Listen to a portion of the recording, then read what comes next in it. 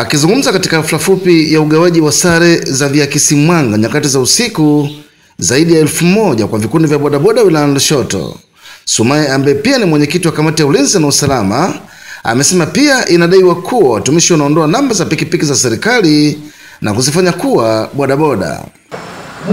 Muwakamate na nataka nipate taarifa hizo pikipiki za kina nani ambazo za kubeba kusimama.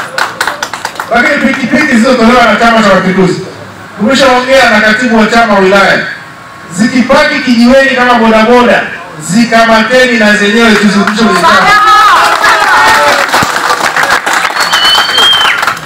Sisi wote hapa tunakipenda chama, si ndio? Tunataka zile zikafanye kazi ile kusudiwa, sio kuja kusumbua vijiwe. Wao zikiziona toeni taarifa, kama unaogopa kukamata wewe mwenyewe, mlezi wenu yupo, pigieni haraka hiyo pikipiki itakamatwa, ichukuliwe, irudi kwenye chama ili nyie mkae kwa amani kwenye vijiwe vyenu.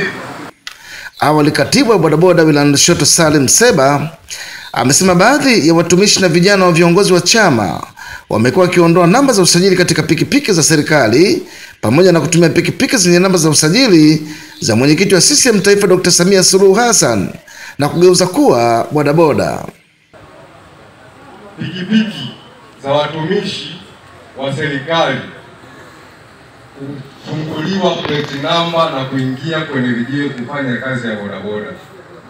Hilo limekuwa ni changamoto kubwa kwetu, lakini kuna pikipiki ambazo zililetwa na Chama cha Mapinduzi.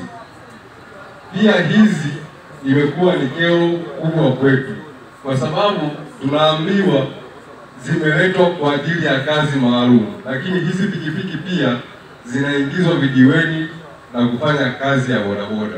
Sema kwamba polisi jamii, awali tulikuwa tuna hii polisi jamii, kiongozi aliyoondoka, baada ya kuondoka uongozi ulioingia hatujaitishwa, lakini polisi jamii ilikuwa tunasaidiana na maaskari sana kwa ajili ya kujaribu kutatua wale wanaojificha na kutaka kufanya maandamizi ambayo yanakuwa sio rasmi kwetu, hususa labda wezi, kwa mara nyingi tushajaribu kuwafichua sana kupitia polisi jamii, kwa sababu tunakuwa tuna namba za viongozi, tunapowapigia kwamba bwana kuna watu tuko nao lakini hatuwaelewi.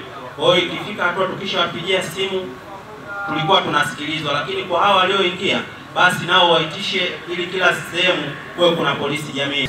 Kutoka hapa katika halmashauri ya wilaya ya Lushoto iliyopo katika mkoa huu wa Tanga, ni William Mgazija, ITV.